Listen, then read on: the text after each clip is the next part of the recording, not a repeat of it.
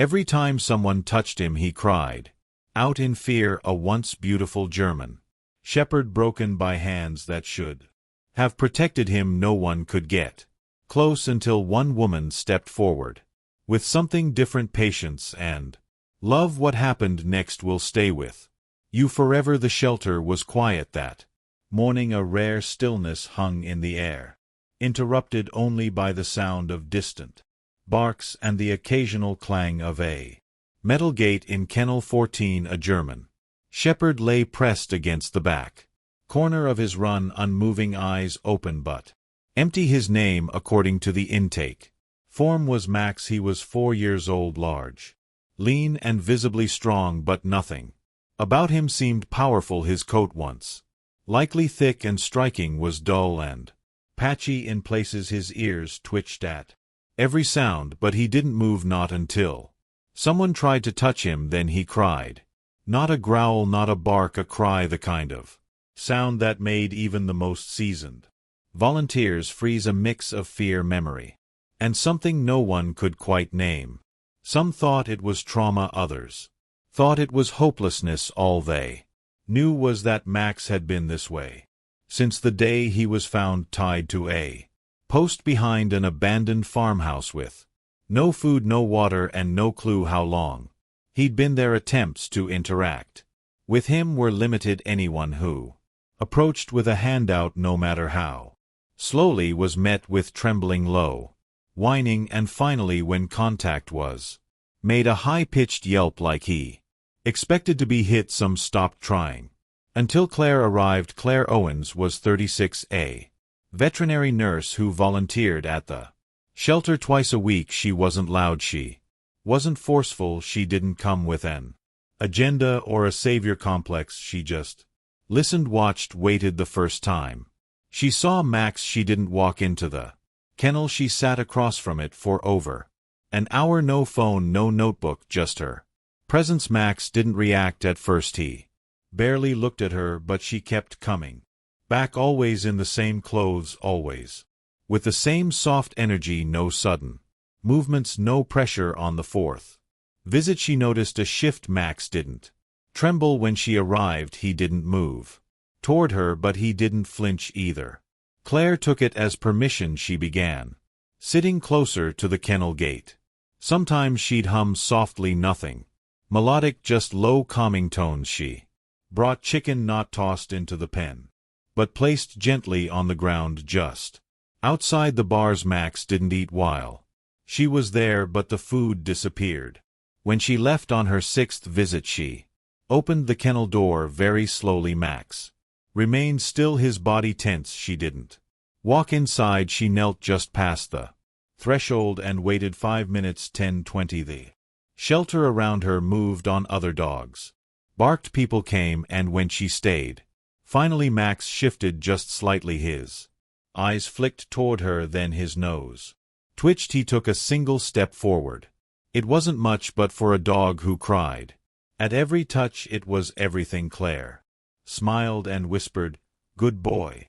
That was all that night. The shelter manager reviewed the logs and saw Claire's entry. Max stepped forward today, no crying, no panic. First time he moved toward a human. It was progress, but no one could have predicted what would happen next, because the following morning Claire returned with something in her hand that would either break the fragile trust they'd built or bring the first real light into Max's life. Claire arrived just after 8 o'clock. Same as always, her hair tied back in a loose ponytail, soft denim jacket, and jeans worn thin at the knees. In her right hand she held something new, a small pair of soft rubber gloves. She wasn't there to treat Max, but today she needed to know something important. Was Max afraid of hands or of human touch? She paused at the kennel, looking at him. Max was already awake, lying in his usual spot against the back wall. His ears flicked and his eyes slowly met hers. He didn't cry, he didn't move, but the fact that he looked at her and held that gaze for more than 2 seconds was something new. Claire sat down cross-legged just outside the open kennel door. Morning. Max, she said softly. She didn't enter. Not yet. Instead she slipped on the gloves slowly, deliberately, making sure.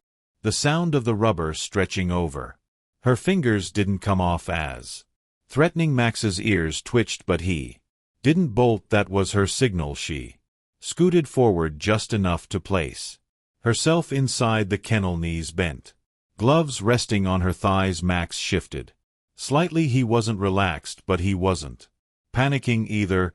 Let's try something, she whispered. She didn't reach for him. She reached down, picked up a piece of shredded chicken breast from the small container she'd brought and gently placed it on the ground between them. Then she slid her hand back to her lap. Max sniffed. His eyes darted from the food to her, then back to the food. Claire waited. After nearly 2 minutes, Max slowly got to his feet. It was the first time she'd seen him stand willingly with someone inside his space. He took 3 hesitant steps forward, nose quivering, eyes never leaving the food. He stopped a foot away, then lowered his head and took it. He didn't cry. Claire smiled. Good boy. She didn't reach out, not yet, but she placed another piece on the ground, this time just a little closer to her. Max followed. He ate again. Still no sound, no fear response, no visible shaking. Her heart beat faster. She didn't want to ruin the moment, but she had to know what would happen if she reached just a little closer. With her gloved hand she picked up one final piece of chicken.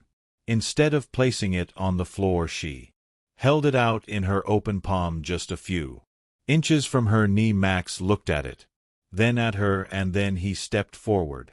Claire held her breath as his nose brushed against her hand. He hesitated, sniffed, then gently took the food from her fingers. She didn't move. He backed away a step, licking his lips. No cry, no flinch, just curiosity. For the first time, Claire dared to believe that Max might not just recover, but bond. She sat quietly with him for another 20 minutes. When it was time to leave, she stood, slowly removed her gloves, and whispered, "You did amazing." Max stayed where he was, his eyes calm, head slightly tilted, not in fear but in interest. Outside the kennel, the shelter manager raised an eyebrow. "Did he let you touch him?" Claire shook her head. "No, but he took food from my hand." "No panic, that's a win," he smiled. "You're the first person he's allowed that close." Claire looked back at the kennel. "He's not broken, he just needs time." But time wasn't guaranteed, because later that day the shelter board would discuss Max's file, and what Claire didn't know yet was that Max had only 2 weeks left before he was scheduled to be transferred to a facility where dogs like him didn't get second chances. Claire returned to the shelter the next morning with more optimism than usual. After nearly 2 weeks of slow progress, Max had taken food from her hand. It wasn't just a small breakthrough, it was a lifeline. She felt it in her bones. This dog wanted to trust again, he just didn't know how. Yet as she signed in at the front desk, the shelter manager, Marcus, called her over. "Hey Claire, can we talk for a second?" She looked up, sensing something in his tone. "Of course, what's going on?"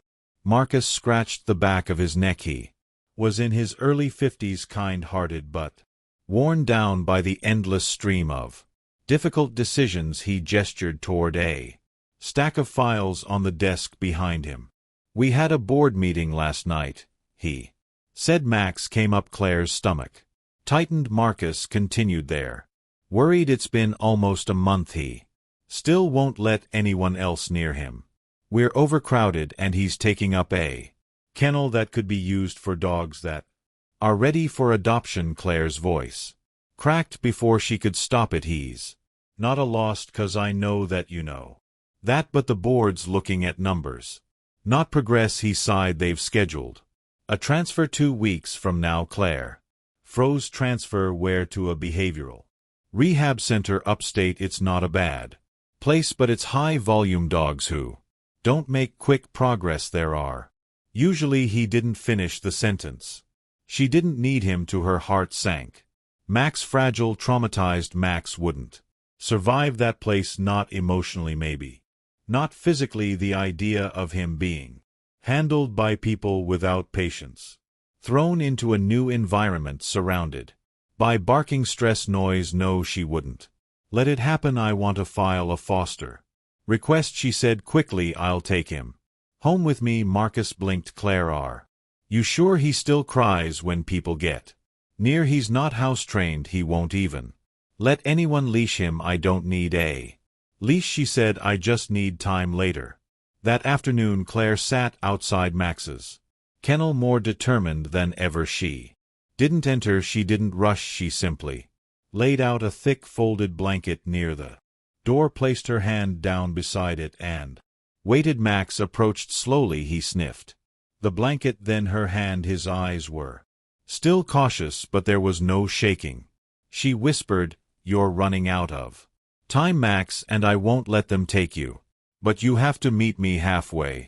He reached out just enough to let her fingers graze the edge of his cheek. Max froze for a second. Claire thought she had pushed too far. Then Max slowly, hesitantly closed his eyes and didn't cry. Claire's eyes filled with tears. "Good boy," she whispered. That night she began preparing her home. She lived in a small cottage outside town, quiet with a fenced yard and no other pets. It wasn't fancy, but it was peaceful, safe. She bought a soft dog bed and placed it in the corner of the living room. She cleared space near the door and put a blanket that smelled like her there. She stocked up on gentle treats, rubber toys, and calming sprays. Max wouldn't just be a project. He would be family. Back at the shelter, Max lay on the same blanket Claire had brought him. It still held her scent. He closed his eyes slowly, not in fear but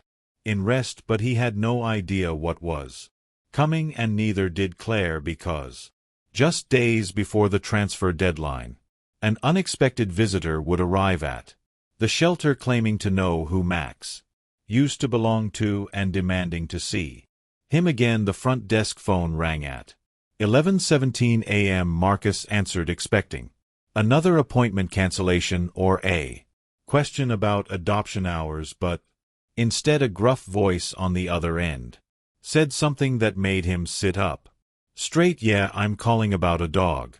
German Shepherd, black and tan. Name might be Max, 4 years old. I think he ended up there." Marcus asked the usual follow-ups. The man said he had lost the dog months ago. No microchip, no adoption paperwork. Just a mix-up with the family, he claimed.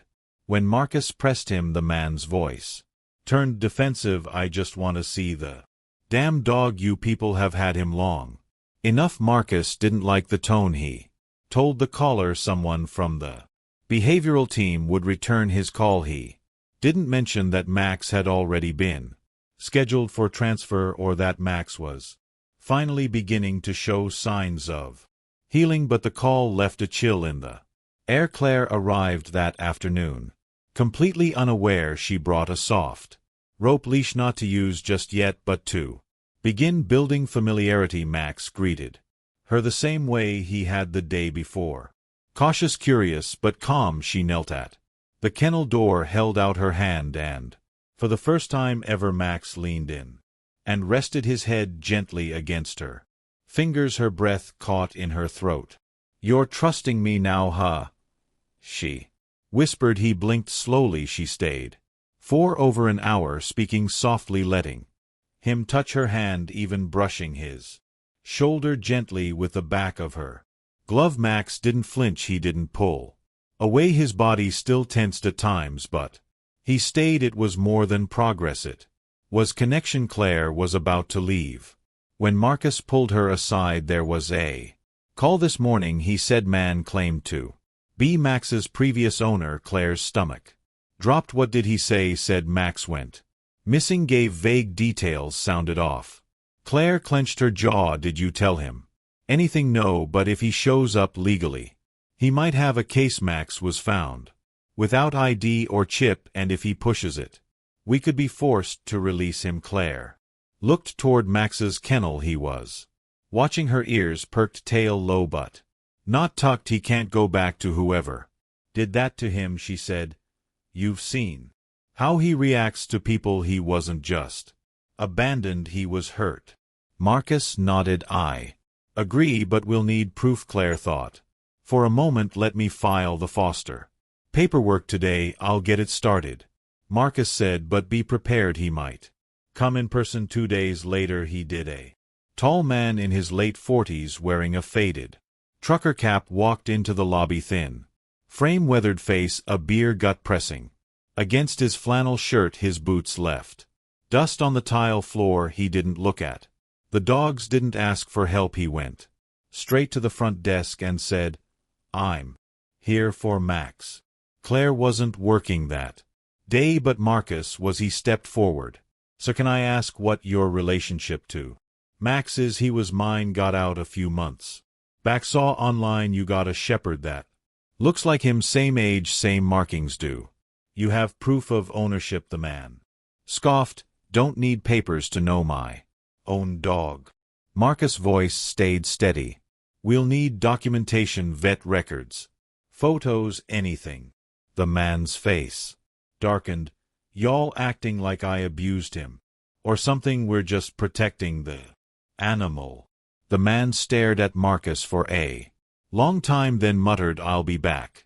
Claire got the call that night. They said he'll return. Marcus warned, I've started the paperwork for emergency foster placement, but we're in a race now. Claire's heart pounded. How many days until Max is transferred? For Claire knew what she had to do. She wasn't going to wait. She was going to take Max out into the real world for the first time, a test to prove that he could leave the shelter safely, and that with her he could finally start healing for real. Claire arrived at the shelter just after sunrise. The morning was quiet, the air still cool from the night before. She carried 2 things, a bag of Max's favorite shredded chicken and a plan. She was done waiting. The paperwork for temporary foster placement had been submitted. Marcus was doing what he could behind the scenes, but Claire knew time was running out. The man who claimed to be Max's former owner might return any day now, and if he brought the right documents or a lawyer, Max could be lost forever. She wouldn't let that happen. Today she'd do something bold, something risky, but something Max needed. She entered the kennel slowly. Max looked up from his blanket, alert but not panicked. His ears twitched, tail resting low, not tucked, not rigid. It was the posture of a dog who was learning to trust. Hey, buddy, Claire whispered, you ready to try something new? In her hand she held the soft rope leash, not like the nylon shelter ones he'd seen before, stiff and cold. This one was warm, worn in, and had her scent on it. She had kept it in her jacket pocket for days, letting it absorb her presence. She knelt beside him and laid the leash gently on the floor. Max sniffed it, then looked at her. Good boy, she said, just a short walk, no loud sounds, no rush. He didn't move, so she reached for the chicken piece by piece. She placed it along a path from his blanket to the kennel door, a slow, quiet breadcrumb trail of trust. Max followed, not quickly, not confidently, but he followed. At the door she paused and slipped the loop of the leash over his head, not pulling it tight, just resting it there. He froze. Claire didn't move. She simply waited. After a long moment, Max exhaled just a soft, quiet sigh and took another step forward, and with that he crossed the threshold for the first time since his rescue. Max left the kennel. The hallway was silent. Marcus had cleared the path for them. No other dogs barking, no strangers, just Max, Claire, and the sound of soft paws on tile. Claire led him outside into the small grassy courtyard behind the shelter. Max stopped. His eyes widened. Sunlight, airspace. He blinked fast, overwhelmed by the flood of sensations. His nose twitched furiously, ears moving in every direction. His tail hung frozen. Claire knelt beside him, keeping her body low, non-threatening. You're okay, she whispered. You're Doing amazing. Max took a few steps forward, his movement stiff at first, then he lowered his nose and sniffed the grass. It was the first time he'd touched the earth freely since who knows when. Then something unexpected happened. Max sat not in fear but in rest, his body relaxed slightly, his jaw unclenched, his eyes softened, and then Claire reached out and placed her hand gently on his back. This time he didn't flinch, he leaned into it. She felt the weight of him pressing slightly against her palm, the warmth, the trust, and suddenly she was crying, not loud, not dramatic, just quiet, tears sliding down her cheeks as she whispered, "You're free now, you're safe, I promise." They stayed in the yard for nearly an hour. Max even laid down in the grass, his head resting beside her knee. She knew the fight wasn't over. The man could return the board, could still deny her, but this moment, this quiet hour under the sky was real, and no one could take it from them. That night Marcus called her. "The board is reviewing your foster request tomorrow morning. They want a behavioral report, something concrete." Claire smiled through the phone. "I've got everything they need. I'll prove to them what Max is capable of." But the next day, just before the meeting was set to begin, a fax came through the shelter's main office. It was a signed ownership claim with photos, vet records, and a demand. The man wanted Max surrendered within 48 hours. The printed pages were still warm when Marcus handed them to Claire. She stood in the shelter office, fingers trembling slightly as she flipped through the documents. There it was, a vet receipt from 2 years ago, a blurry photo of Max as a younger dog, and a signed letter from a mobile veterinary clinic listing the man Eric Dalton as the dog's original owner. "He's forcing the issue," Marcus said quietly. "Legally, this strengthens his claim." Claire looked up, eyes burning. "You've seen Max, you know what he's been through. No photo or old vet bill changes that. I agree, but the board has to take it seriously. They've called a vote tomorrow morning, and if they side with him," Marcus exhaled, "Max would be released into his custody by law." Claire's voice dropped. "He won't survive that, you know he won't." Marcus didn't argue. He didn't need to. Claire drove home that night with her thoughts spinning. She barely noticed the roads. Her fingers clenched the steering wheel, as if trying to hold on to Max with sheer force. At home she reviewed everything, every note, every photo she'd taken of Max's progress. She wrote a letter 4 pages long outlining everything from his physical trauma to his psychological scars, but she knew words weren't enough. She needed Max to speak for himself, and the only way he could do that was to show them. The next morning Claire walked into the shelter's meeting room with Max at her side. No crate, no muzzle, just a leash and a quiet, cautious dog walking close to her left leg, head low, tail not wagging but not tucked either. 4 board members sat at a long table, eyes wide as Max entered the room. One of them whispered, "Is that him?" Claire nodded. "This is Max."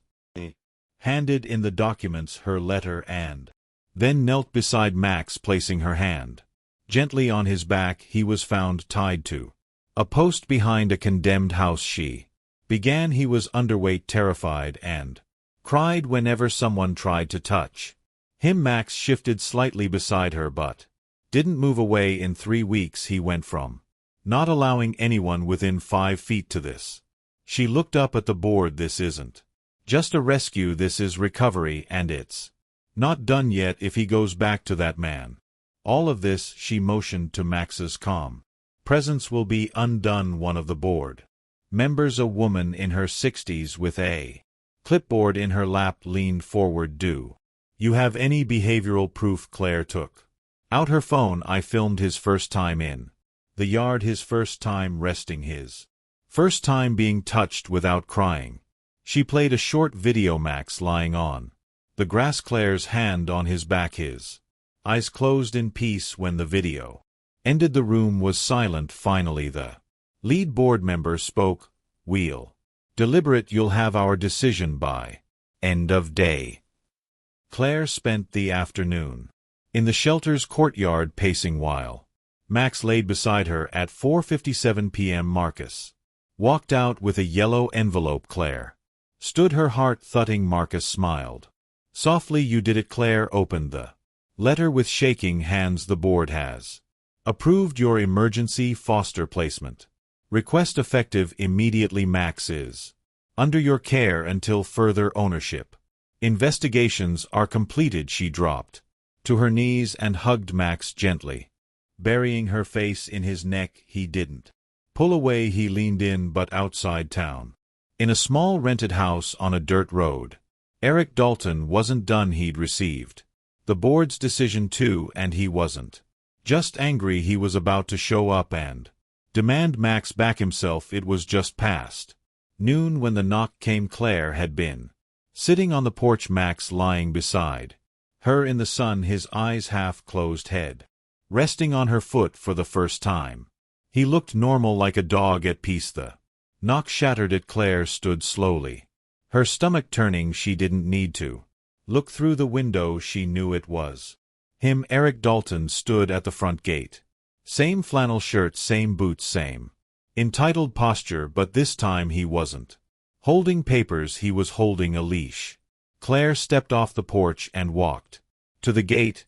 I told the shelter I'd be coming, he said flatly. I got their decision, she replied. Max is legally under my foster care. That's temporary, he snapped. He's my dog. Claire's jaw tightened. You didn't treat him like your dog. You left him tied to rot in the dark. He flinched when people breathed too loud. Eric stepped closer to the gate. You don't know what you're talking about. That dog was trouble from the beginning. Never bonded, never obeyed. He bit my brother once, had to be taught some discipline. Claire's hands balled into fists. She didn't yell, she didn't cry. She just opened the gate, stepping halfway out onto the gravel drive. You don't get to call what you did discipline, Eric scoffed. You think a few treats and cuddles fix a dog like that? Claire's voice was calm but cold. No, but love, trust, and consistency do things you clearly never gave him. Eric looked past her. Max had stood up. He was watching from the porch, tail still, ears pricked, but he didn't cower. He didn't run. Eric pointed toward him. He remembers me. Claire turned to look at Max. Yeah, and that's exactly why you'll never get near him again. Eric stepped forward, but Claire blocked his path. If you come near this property again, I'll file a restraining order. I have photos, videos, vet reports, and witness statements. If you want to go to court, I'll bring everything. There was a long silence. Then finally Eric sneered, not worth it, and he turned and walked away. That night Max lay beside the fireplace, head in Claire's lap. He had stayed close to her all day, not with fear but with loyalty. She ran her fingers through his thickening coat and whispered, he's gone, Max. He won't hurt you again, ever. He exhaled deeply and closed his eyes. 2 weeks later the final papers arrived. Claire opened the envelope on her porch, sunlight warming her shoulders as Max dozed beside her.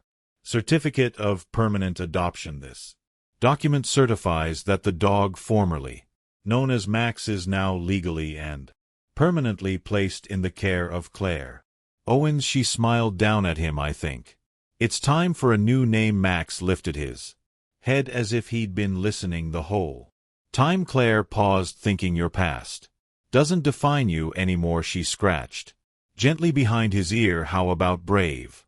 His tail gave one quiet thump. Some dogs break because of what's done to them.